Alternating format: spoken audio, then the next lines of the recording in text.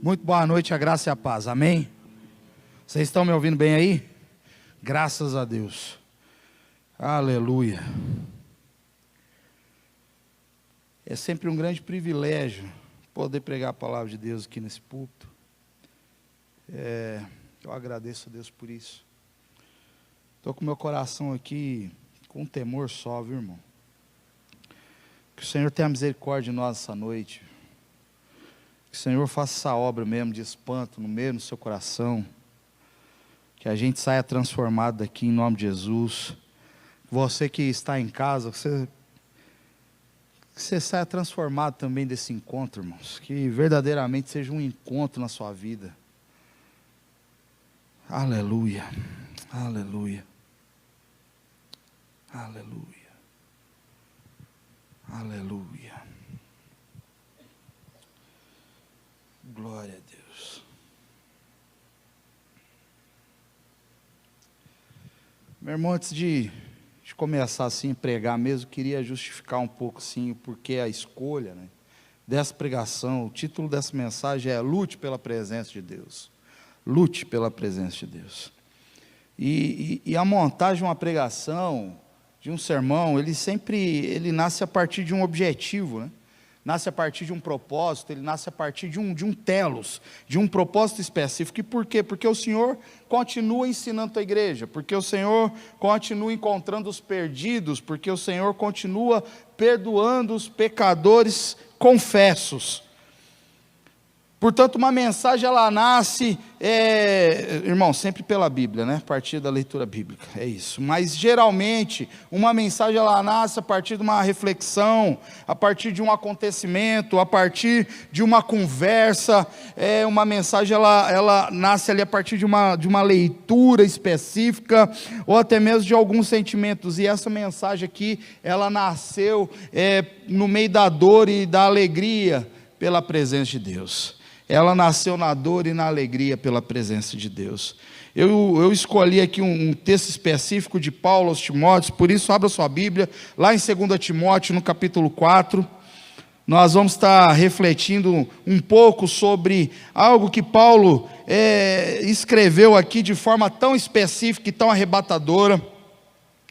Em nome de Jesus, tem um detalhe aqui específico que Paulo mencionou, e eu quero ministrar sobre esse detalhe específico aqui. Então, na carta de 2 Timóteo, ali no capítulo 4, no verso 1, você segura aí antes da gente ler, para que você entenda. Paulo está dando um monte de conselhos aqui para o jovem pastor Timóteo.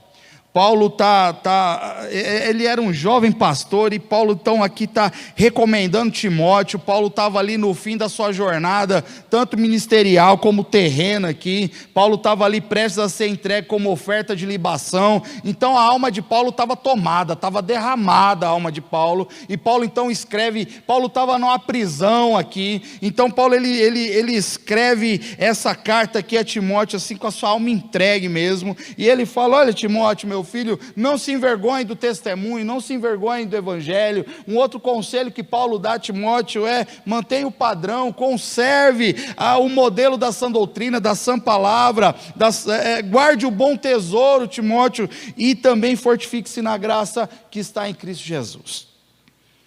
Agora, nesse texto aqui que Paulo ele escreve, que é o que a gente vai ler daqui a pouco, Paulo, ele chega a dizer assim que viria um tempo, um dia em que as pessoas não escutariam mais o verdadeiro ensino.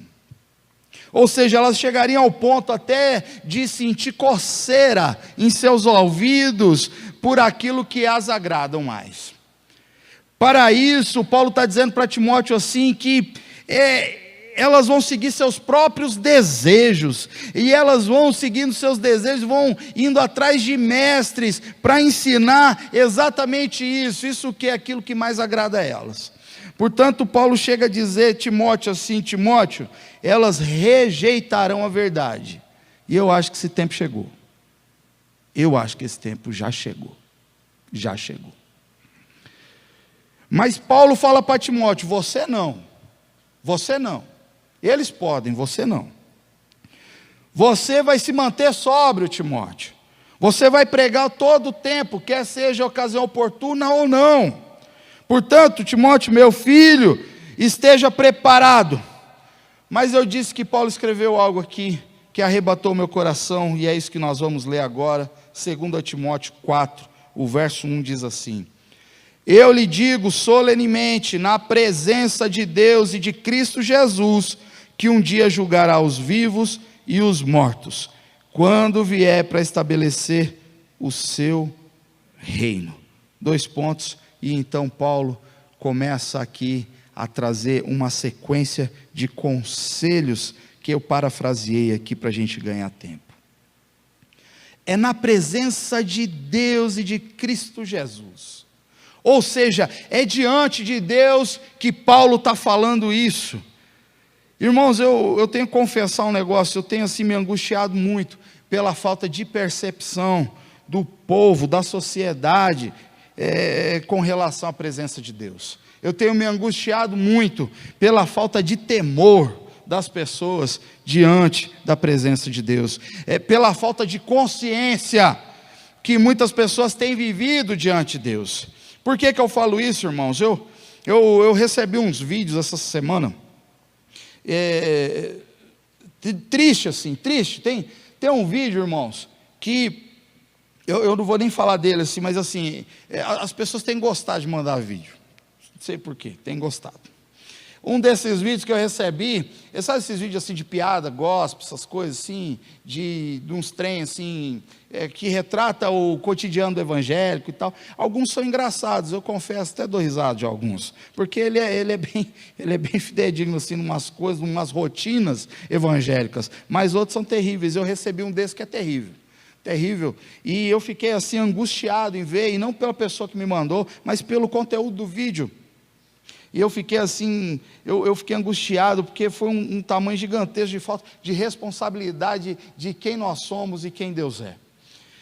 Já o outro vídeo, irmãos, para que vocês tenham uma ideia como as pessoas estão com esse negócio da falta de temor a Deus, da presença, essa falta de consciência da presença de Deus. Eu me chegou um vídeo de um culto específico, de um culto para empresário, irmãos, aleluia, amém. Culto dos empresários lá, amém, tudo certo lá. Mas no culto, irmãos, tinha um mágico no púlpito, fazendo mágica, fazendo magia. Igreja evangélica, irmão. Eita, é isso aí. Talvez por isso que eu estou meio azedo, assim, sabe? É um azedo de Deus, é uma tristeza que vai produzir alegria. Mas é essa falta de temor que a gente está tendo. É essa falta de temor. É essa falta de consciência que as pessoas estão tendo da presença de Deus. E por isso eu queria ministrar isso hoje. Por isso eu disse que essa mensagem nasceu na dor e na alegria da presença de Deus. Da presença de Deus. Eu pergunto, por que tem aumentado tanto a falta de temor em nossa sociedade? É uma pergunta que eu deixo para você refletir. Por que tem aumentado tanto essa falta de temor? Deixa eu contar uma história para vocês. Tem uma história que muitas pessoas já conheceram, sabem muito bem dessa história, mas ela é marcante para mim e tem tudo a ver aqui com a mensagem. Então, minha avó, por parte de pai, faleceu. Isso já tem muitos anos, irmãos, muitos anos. Mas no fim da sua jornada, ela estava com Alzheimer. E todo mundo sabe como que é o Alzheimer, né, irmãos? Então, minha avó paterna ali, ela não lembrava das coisas, não reconhecia, não lembrava o nome dos parentes, dos netos. Se conversar com ela era uma novidade sempre, sim, porque ela não lembrava de nada. Um pouco do que ela lembrava quando ela tinha 14 anos e trabalhava na olaria, e ali fabricando bloco e tal. E um certo dia, eu acho que eu estava saindo da igreja, quando a Manaim era ali na Araguaia, e aí eu namorava a Camila, a gente nem era casado ainda. E eu falei, eu vou lá visitar a avó, e fui visitar a avó. Chegando lá estava meu pai e 2 tias cuidando da avó e tal, ali, higiene e tudo. E a avó estava azeda, assim, estava macambuza e tal. Estava irritada a avó. Acho que por ficar manipulando ela para lá e para cá e tal, ela estava irritada ali. E aí eu fiquei ali naquele tempo ali, e corri no carro, peguei minha Bíblia e falei, minha avó, nós vamos fazer um culto aqui. E ela brava, não falava uma palavra, ela nem andava mais, irmãos. E eu falei, nós vamos fazer um culto aqui hoje, viu, dona Jovem? Prepara o seu coração e nós vamos fazer o culto. Peguei a Bíblia, cantamos um louvor. Aquele louvor, há um doce Espírito aqui, e eu sei que é o Espírito de Deus.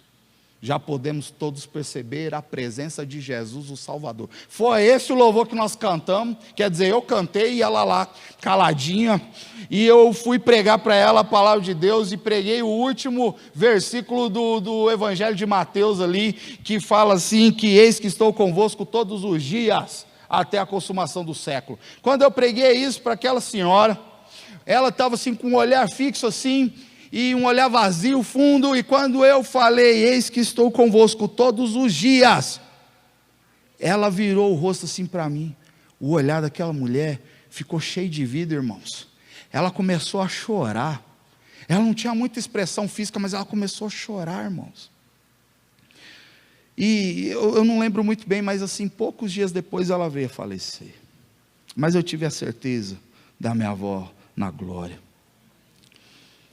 Irmãos, ela não lembrava de nada, irmãos, mas quando falou da presença de Deus, ai, essa senhora foi tocada novamente, e mesmo ali sem ter assim, tendo uma memória enferma, sem saber das coisas naquele momento, ela lembrou que quem era Jesus, quem era ela, e para onde ela estava indo. Precisamos lutar pela presença de Deus, irmãos. Tem uma história lá no final de Lucas 24, ali, que quando Jesus, ele é morto na cruz, ressuscita dentre os mortos, e passa um tempo aqui, visitando um monte de gente, se revelando uma porção de gente. Jesus está no caminho de Emaús ali, nós conhecemos bem a história, tinha ali os discípulos conversando, Jesus para do lado deles, eles não sabiam muito bem quem era Jesus, mas a prosa estava boa e eles continuaram andando. Aí até que chega e era uma caminhada de uns 2, 4 quilômetros, então quando chega assim, uma hora que eles entram para a cidade, para o vilarejo, Jesus faz meio que ia continuar ali a viagem, e Jesus então meio que se despede deles. Quando isso acontece, irmãos, eles falam algo para Jesus, que está escrito lá no livro de Lucas, eles falam assim, fica aqui conosco, pois já se faz tarde. Oh Deus, irmão, não sei você, mas essas palavras têm arrebatado meu coração. Sabe o que eu lembro, irmãos? Eu sou jovem ainda, mas eu sou do tempo do Inário, que tinha um hino, um louvor de a Deus, fica Senhor, já se faz tarde, tens meu coração para pousar, faz em mim morada permanente, fica Senhor, meu Salvador. Precisamos clamar, igreja, precisamos desse clamor, fica Senhor, já se faz tarde, precisamos clamar em nome de Jesus. Vamos fazer um trem aqui, quer ver só? Vamos ver como é que vai ser esse negócio. Irmãos, esse celular aqui, ele é concreto ou é abstrato? Pode falar, irmãos. O celular é concreto. Amém. E o Espírito?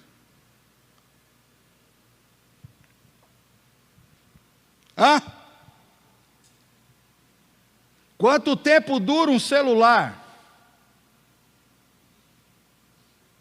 De funcionamento 2 anos, 3 anos, né? Mas eu estou falando de vida, desse material aqui. Quanto tempo dura um celular, irmãos? 50 anos, 100, 200, 300 anos. E mesmo assim ele é concreto? Sabe o que tem acontecido, irmãos? Para nós o que é concreto é aquilo que é tangível, aquilo que é palpável. Para nós está isso, o concreto é aquilo que é mensurado. Por isso que a gente olha para o celular e fala que é concreto. Por isso que a nossa espiritualidade está esquisita. Porque o Espírito, ele não é abstrato. Ele sim é eterno, Ele sim é concreto, Ele sim dura por toda a eternidade, Ele sim não tem prazo de validade, mas quando olhamos para um aparelho, um microfone, nós falamos, é concreto, mas quando olhamos para o Espírito, o que é que nós dissemos? Por que eu estou dizendo tudo isso, irmãos? Nessa última semana, nossa igreja foi visitada pelo Espírito do Senhor.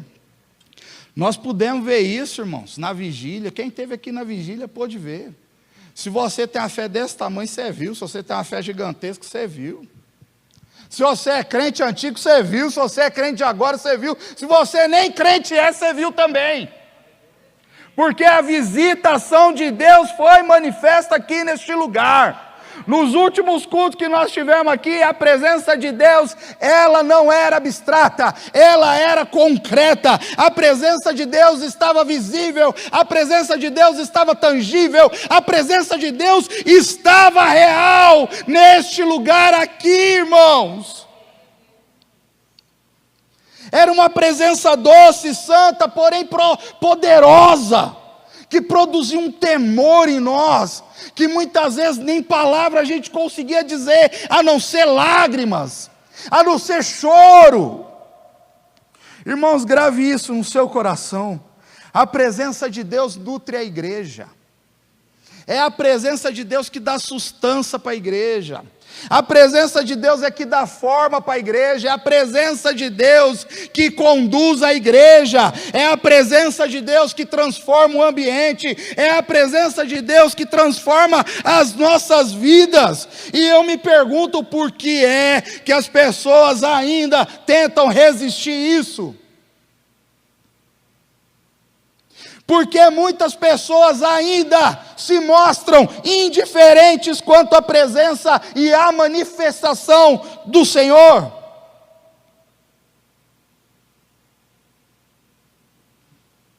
Por que, irmãos? As pessoas se mantêm ainda indiferentes quanto à presença de Deus. E eu não estou falando dessa presença esquisita que tem em muitos vídeos aí religiosos, não, irmãos. Uns trem diferentes, vocês sabem bem o que eu estou dizendo, porque chega para mim, chega para vocês também. Aí. Nós somos da mesma comunidade, então chega para mim, chega para vocês também. Não estou dizendo dessa presença aí não, esquisito, que as pessoas têm medo até. Eu estou dizendo da presença de Deus, porque que as pessoas ficam, se comportam e vivem ainda de forma indiferente a essa presença. Diante dessa compreensão toda, irmãos, a reflexão que eu faço, eu lembrei de Moisés. Eu lembrei de Moisés, irmãos, lá no livro de Êxodo. A história conta que o povo foi libertado ali do Egito, o Senhor liberta aquele povo de forma assim maravilhosa, grandiosa, com fenômenos mesmo assim sobrenaturais. Depois o povo passa pelo mar aberto ali, com o pé seco e enxuto, um milagre na história, feito pelas mãos de Deus, que soprou um vento durante a noite toda. Quando Moisés viu, o mar estava aberto e eles passaram para o outro lado.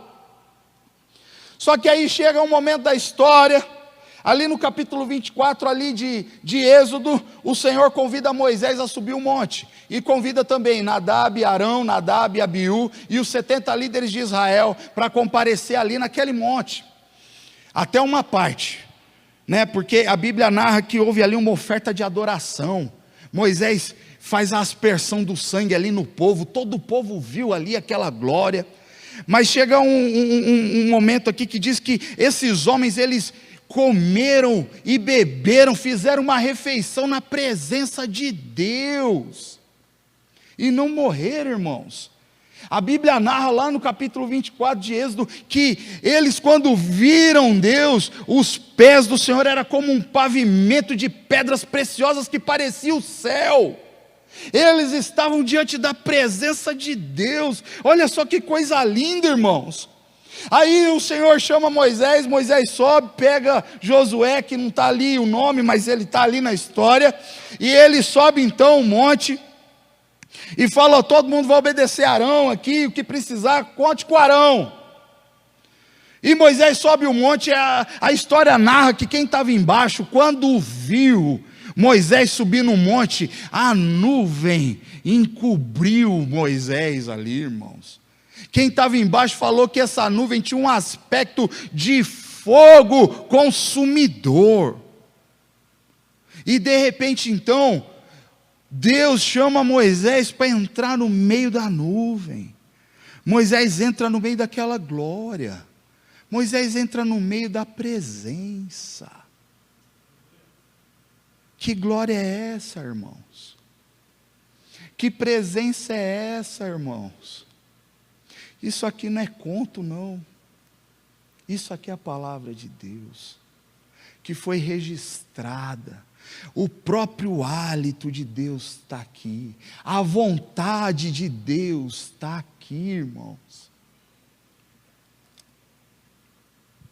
Porém, no capítulo 32 lá de Êxodo, o que acontece, irmãos? O povo se irrita com Moisés, com tudo, porque Moisés estava demorando. Uma semana, Moisés estava demorando. O povo se irrita, então pede para Arão criar uns ídolos, para conduzir eles pela jornada ali e tal. O que me assusta, sabe o que é? Que Arão nem questiona. Quando você lê lá, depois leia lá essa história do 24 até o 33, você vai entender essa história. Arão nem questiona, quando fala assim, Arão, faz uns ídolos aí para nós, para guiar a gente. Oh Deus. Arão fala, tira os brincos de ouro, pega, tira os adornos, traz aqui que nós vamos fundir um bezerro de ouro. E o povo começou a adorar o bezerro. Deus disse para Moisés, Deus lá e Moisés no monte, aleluia, Josué, imagino eu, que estava ali numa certa ali, distância ali, vendo toda aquela glória. E Deus falou, Moisés, desce porque o teu povo lá se corrompeu, desce lá e eu vou descer também e vou destruir tudo. Aí Moisés, o manso, o pacificador, tenta apaziguar essa confusão e começa a entrar em juízo com Deus, fala, que é isso, Senhor? Como é que os outros povos vão dizer? O que eles vão falar por aí? Que o Senhor tirou o povo para perecer aqui no deserto e tal, e uma prosa ali divina ali acontecendo entre o santo e o Moisés. Mas aí quando Moisés desce, ele vê com seus próprios olhos, o que ele faz? Quebra as tábuas da lei, de tanta raiva, de tanta ira, Moisés quebra as tábuas da lei. Aí Moisés então exorta o povo, Moisés exorta Arão e convoca os levitas para uma batalha. Naquele tempo os levitas não tocavam não, naqueles tempos os levitas lutavam, viu? Lutava mesmo, era assim o negócio. Eles montavam e desmontavam a tenda, eram uns trabalhadores assim, feroz mesmo, viu? Eu não sei onde começou esse trem dos músicos ser levita, eu não sei, não peguei isso na história. Mas os levitas aqui de Moisés, eles foram para a batalha. O Senhor convoca os levitas lá, Moisés chama, cadê os levitas de Deus aqui? E eles vão para a batalha. Batalha contra quem? Contra todos os rebeldes ali, que estavam adorando aquele bezerro de ouro, e o povo todo morre, irmão. Foram mais de 3.000 mortes ali. Mas o que chama a atenção nisso tudo é que Deus diz para Moisés o seguinte, Moisés, pode seguir na viagem, eu vou mandar um anjo para ir à frente de vocês, que vai destruir os outros povos, mas eu não vou estar no meio de vocês. Irmãos, eu tenho certeza que se essa prosa chega para nós, a gente aceitar. É ou não é, irmãos? Vamos ser realistas. Se chega uma conversa dessa de Deus para nós, eu não vou mais e tal, não sei o quê, eu vou enviar o anjo. Aí a gente já vai analisar assim, se o anjo é de Deus, é porque é bom. Está tudo certo. A gente aceitar fácil isso. Mas Moisés não. Moisés então vai para a tenda do encontro, irmãos. E lá na tenda do encontro ele ora ao Senhor. E fala que toda vez que isso acontecia, uma nuvem cobria a tenda do encontro. Moisés montou uma cabaninha fora do arraial. Está entendendo? E ali Moisés ele orava a Deus e todo o povo ficava em pé na porta das suas tendas, vendo Moisés falar face a face com Deus. Face a face com Deus. Por isso que eu digo, irmãos, lute pela presença de Deus. Poderia ser o tema, busque a presença de Deus. Mas muitas vezes o buscar está muito condicionado à condição da pessoa. Eu busco porque quero ter, eu busco porque eu estou com medo, eu busco porque não sei o quê, e não porque Deus é Deus. Não porque Deus é Deus. Muitas vezes as pessoas buscam a presença de Deus para receber algo em troca. E não porque fomos encontrados, perdoados, temos vida, vida eterna e somos gratos. Por isso que eu digo, lute pela presença de Deus, porque é assim que a gente tem que viver. É uma verdadeira batalha mesmo para se manter na presença de Deus. É ou não é? Está igual sexta-feira aqui? Porque é uma verdadeira batalha se manter na presença de Deus. Só que presença de Deus não é uma bolha que se estoura conforme as pressões do mundo. Não é isso. Por isso que precisamos lutar pela presença de Deus, precisamos lutar contra nós mesmos.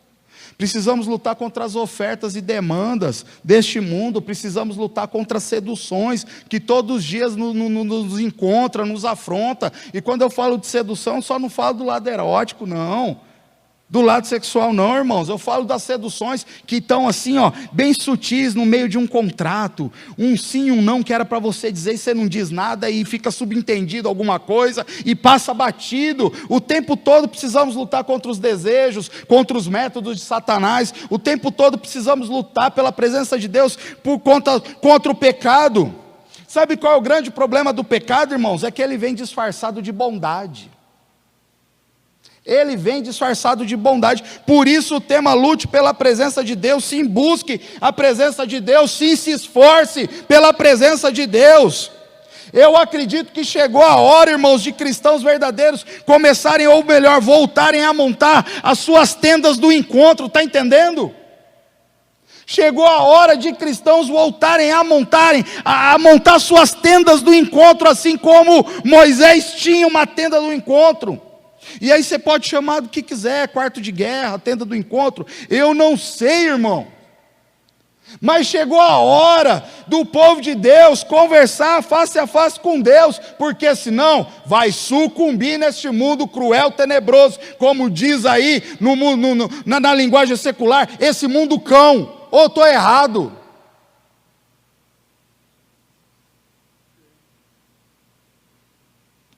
Percebe, irmãos, como o nosso modo de vida hoje não tem mais espaço para a presença de Deus?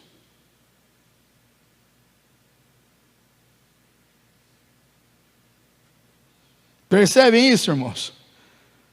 São as tantas tarefas, são os tantos protocolos, são os tantos compromissos, e o nosso modo de vida hoje não tem mais espaço.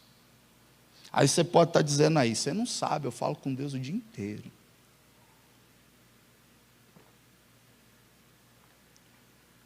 É ou não é assim, irmãos? Amém. Mas tem montado tenda do encontro, irmãos?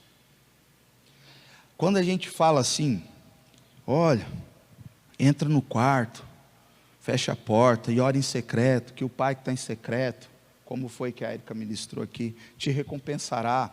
Às vezes as pessoas acham que a gente está exigindo um nível espiritual elevadíssimo assim. O que ele está exigindo isso? Eu não estou exigindo, irmão, só estou pregando a palavra, foi Jesus quem disse. Entre no quarto, fecha a porta e ore em secreto, e o Pai que te vê em secreto te recompensará. Precisamos voltar a montar as nossas tendas do encontro, igreja. Precisamos, porque precisamos da presença de Deus. O coração do homem precisa voltar a temer esse Deus, senão vai ter magia mesmo nos púlpitos por aí. Eu não estou falando, irmãos, simplesmente do ato de reverência,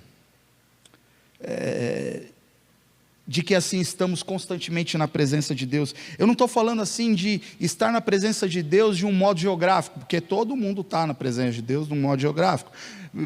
Sei lá, galáxia e lugares aí do universo que nem foi encontrado ainda, está na presença de Deus, e espécies de bichos e de seres e tal, que ainda nem foram catalogados, estão na presença de Deus. Eu não estou falando dessa presença não, irmãos, eu estou falando da presença de intimidade, eu estou falando da presença de tenda do encontro. Eu estou falando da presença de parar tudo nesse mundo e lutar por essa presença, lutar contra o sono, contra as muitas atividades, contra os muitos desejos, lutar contra o pecado e desejar a presença de Deus. Assim como Moisés desejou aqui a presença de Deus. Nós precisamos disso, irmãos, porque aqueles que não têm essa compreensão, essa consciência, esse temor da presença de Deus, irmãos, misericórdia, porque esse Deus é o único, que pode mandar tanto o corpo como a alma para o inferno, irmãos. Lembra lá do texto de Lucas, louco, hoje mesmo pedirão tua alma. Hoje mesmo pedirão tua alma. O lugar que a gente ocupa, irmãos, diante de Deus não tem a ver com mérito, não tem a ver com direito nosso, mas com o sacrifício de Deus em Jesus. É isso que João 1,12 fala. Aos que creem no seu nome foi-lhe dados o poder de serem feitos filhos de Deus. Aos que creem no seu nome. Por isso não tem muito a ver com o direito, como entendemos esse direito, porque a gente entende direito como assim, o Senhor talvez tenha visto algo bom em mim, por isso me salvou. Não, irmãos. É aos que creem no teu nome, é aos que creem no nome do Senhor, mas isso é um privilégio assim gigantesco, não mensurado. Esse sim não é mensurado, esse sim não é contabilizado, esse privilégio de estarmos na presença de Deus. É isso, irmãos, de sermos salvos pela presença de Deus. Gente boa, não se engane, a presença de Deus foi visível no nosso meio, irmãos. E vou falar um negócio, Satanás não está feliz com isso. Não está odiando isso.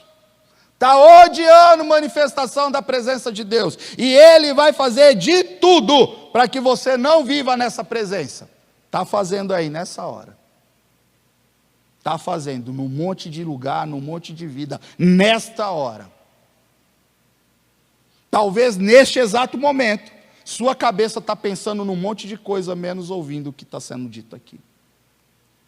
Porque ele não suporta isso, e a cada dia que passa, e a cada ano que passa, a fúria de Satanás, ela fica cada vez maior. Mas não precisamos temer não, porque maior é o que está em nós do que o que está no mundo.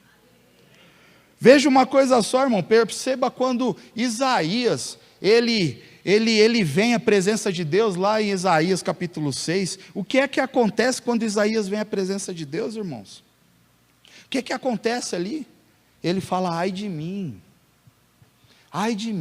estou perdido, porque eu sou um homem com lábios impuros, habito no meio de um povo com lábios impuros, e mais, os meus olhos viram o rei. Torna a dizer, vivemos a presença de Deus aqui há poucos dias atrás.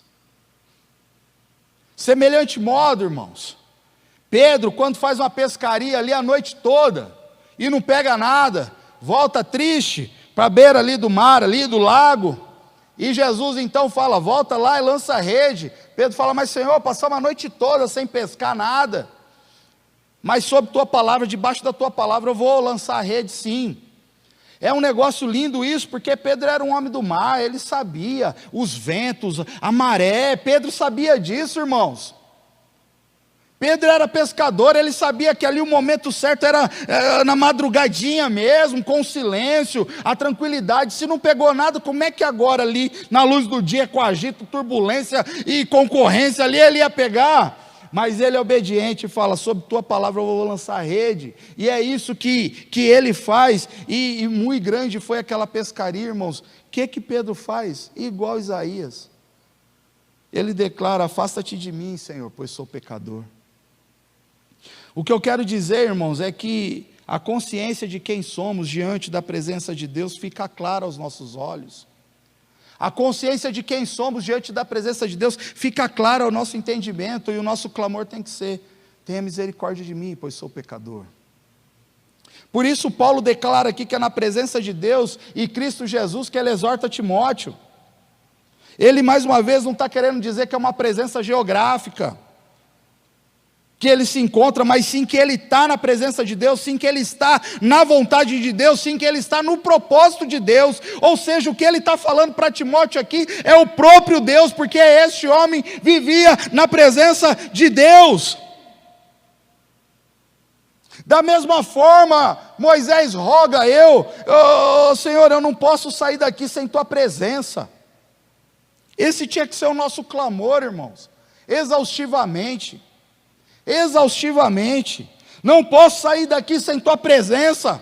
Foi isso que Jacó fez lá quando encontrou com o próprio Deus e lutou com o próprio Deus ali naquele caminho de um lugar a outro ali, que eu não lembro o nome. Mas ele disse assim, esse lugar é a casa de Deus. Ele viu anjos subindo e descendo naquele lugar. Ele sabia que a presença de Deus estava ali naquele lugar.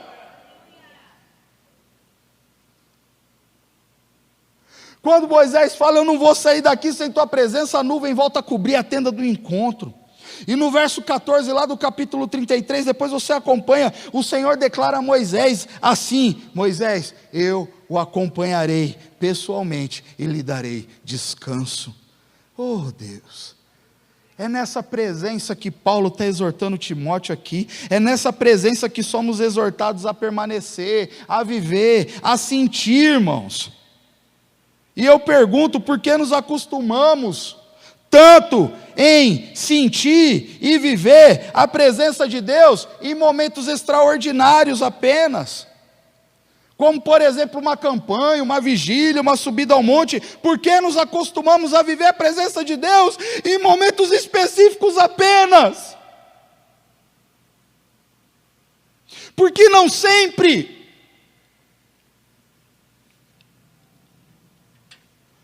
Por que não com mais constância, em meio às rotinas? Lucas, faz um dedilhado aqui, irmão. Oh, perdão.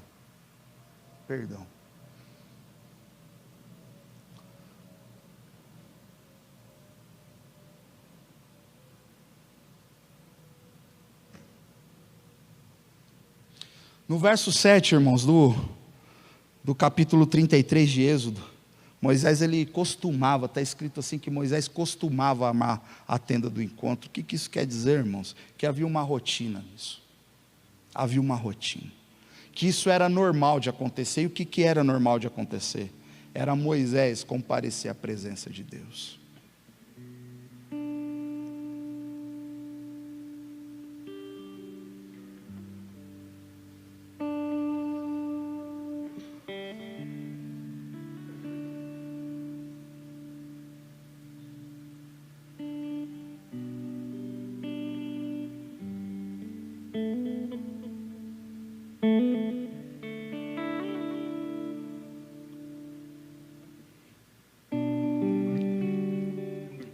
Normal comparecer à presença de Deus, não normal de perder o valor, mas normal de ser rotineiro.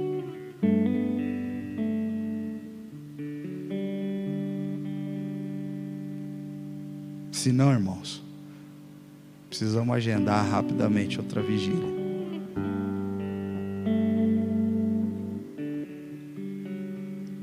Será que os nossos corações não conseguiriam ser inclinados a tal forma que este culto virasse uma vigília?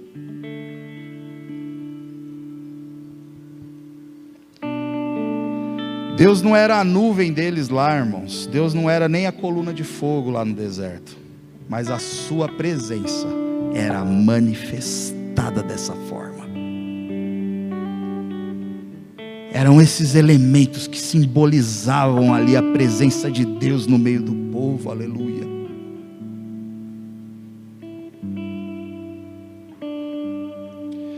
A verdade, irmãos, é que necessitamos da presença manifesta de Deus. Necessitamos da presença manifesta de Deus. Oh, Jesus. Oh, Jesus. A presença que muda, a presença que transforma, a presença que traz consciência de pecado. Hoje o pecado, ele é relativo na igreja, né, irmãos? E por ele ser tão relativo, não nos incomoda mais, não é? não nos entristece mais, não choramos mais. Sabe o que a gente faz? Deixa que o tempo cura, deixa que o tempo resolve. Misericórdia. Grave isso no seu coração, irmão. O que tem enfraquecido a igreja é a falta da presença de Deus, porque os homens se acostumaram a viver sem a presença de Deus, por isso coloca magia no púlpito. Está faltando isso aqui, né, irmãos? Não é possível. Tem pouca história aqui para pregar, para ter que colocar magia no púlpito.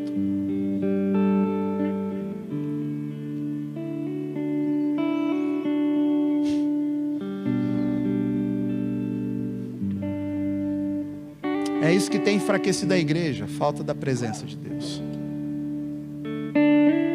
Então os homens se acostumaram a viver sem a presença. O que acontece? Paulo fala a Timóteo: começa a sentir coceira no ouvido e começa a ir atrás das coisas que agradam o seu próprio coração. Quando você lê lá o texto de Êxodo 24 e depois pula ali para o 32, 33, você vai perceber que o que fez com que Deus não quisesse mais estar no meio do povo foi o pecado do povo. Está entendendo, irmão? Pecado faz separação. Pecado faz separação. Por isso Jesus chorou tanto ali no que é relatado nos evangelhos, antes da crucificação. Ele chorou, e ele suou tanto ali que chegou a suar sangue. Lucas relata isso. Não foi dizendo: passa de mim esse cálice. Não foi porque ele não queria ir para a cruz, como muitos já pregaram. Ele gostou tanto desse mundo que não queria ir para a cruz. Nada a ver isso, irmãos. Foi para isso que ele veio, e era isso que ia acontecer. Mas ele chorou dessa forma, porque ele sabia naquele momento que todo o pecado do mundo estava sobre ele. E então ele sabia que o pecado faz separação do homem com Deus.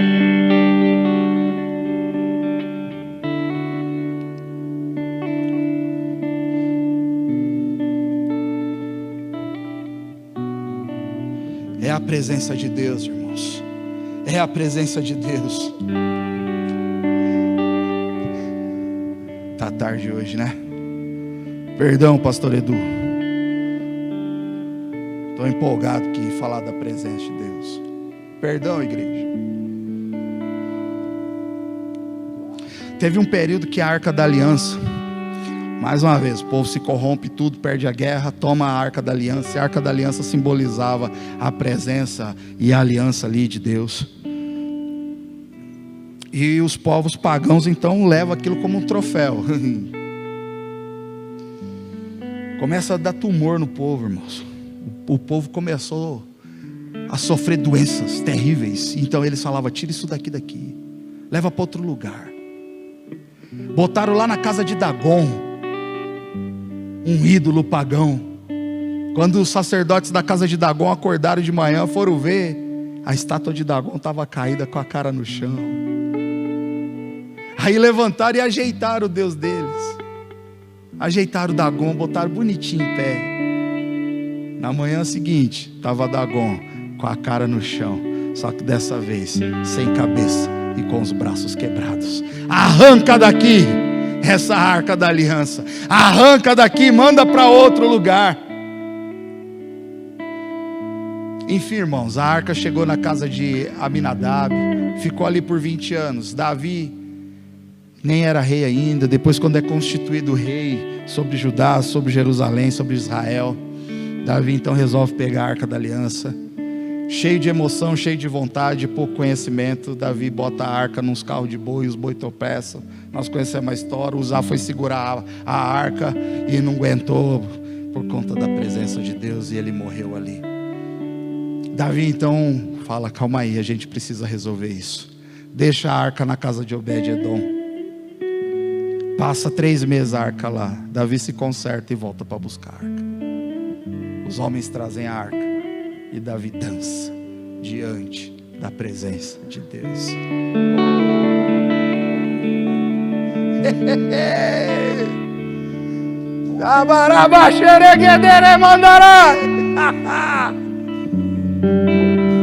Um rei dançando diante da presença de Deus.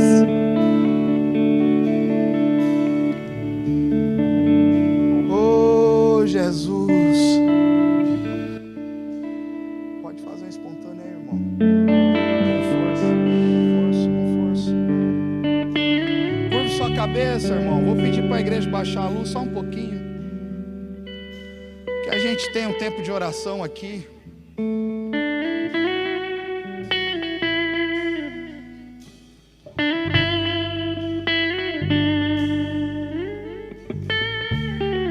Oh, Jesus amado, oh, Santo Espírito de Deus, toma os nossos corações endurecidos, cansados e maltratados pelo pecado, Pai. Livra-nos, Senhor, de não vivermos em Tua presença santa, viva, palpável, tangível, eterna.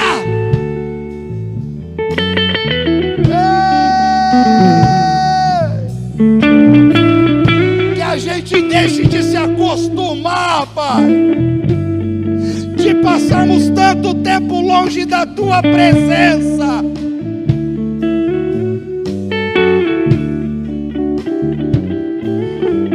Senhor, e faça uma obra de espanto.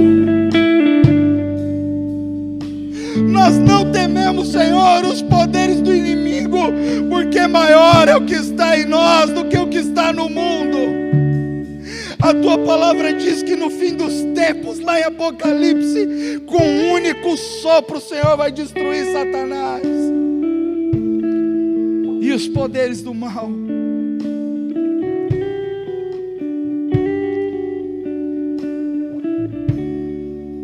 A Tua presença, tudo que eu preciso, Pai, tudo que eu quero, tudo que eu desejo, tudo que eu necessito para viver. Que cada irmão e irmã nesta noite volte a armar sua tenda do encontro, volte a frequentar o quartinho de guerra, volte a se colocar em joelhos, em oração, pela sua casa, pela sua vida. Cadê o povo que orou pelo país? Cadê o povo que jejuou pelo país? Cadê as vozes dos adoradores? Cadê o clamor dos adoradores, dos santos?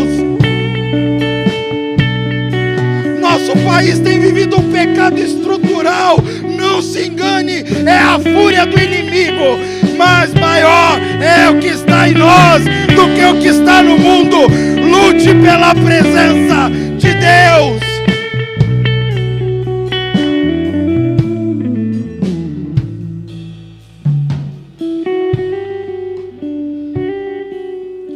Nos perdoe, Senhor.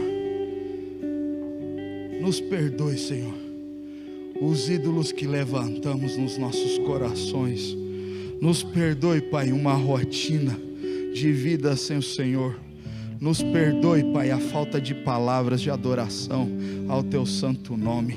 Nos perdoe, Pai, a falta de manifestação da Tua presença. Nos perdoe, Senhor.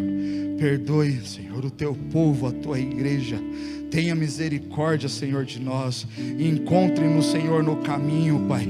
Que saiamos daqui sabendo que o Senhor nos visitou hoje com uma palavra dura, sim, mas uma palavra de amor. Doce, doce como mel é a Tua palavra, Pai. Encontre, Senhor, os Teus filhos. Que as distrações venham cessar na vida dos meus irmãos e irmãs. E que a Tua presença seja tudo, tudo que necessitamos, tudo que precisamos ter. A Tua presença, a Tua presença, a Tua presença, Santo Espírito de Deus. Nós oramos a Ti. Que o Senhor, Pai, Esteja mesmo, Pai, com tua boa mão estendida sobre nós. Não recolha a tua mão, Pai. Mais uma vez eu peço, perdoa, Senhor, os nossos pecados, e que venhamos viver em novidade de vida, nutridos, Senhor, pela tua presença, em nome de Jesus. Que o grande amor de Deus e a graça de Jesus Cristo, Senhor, e as consolações, a comunhão do Espírito Santo de Deus possa estar com todo o povo que crê, com todo o povo que assiste, com todo o povo santo, em nome de Jesus. Nos dê, Senhor, ainda uma semana, Pai, cheia da tua presença, cheia da tua presença, cheia da vida do Senhor, cheia do teu Santo Espírito, em nome de Jesus. Aleluia. Vão na paz do Senhor. Que Deus te abençoe, em nome de Jesus. Você pode acompanhar todo o nosso conteúdo baixando o nosso aplicativo ou seguindo as nossas mídias digitais usando o QR Code. Deus te abençoe!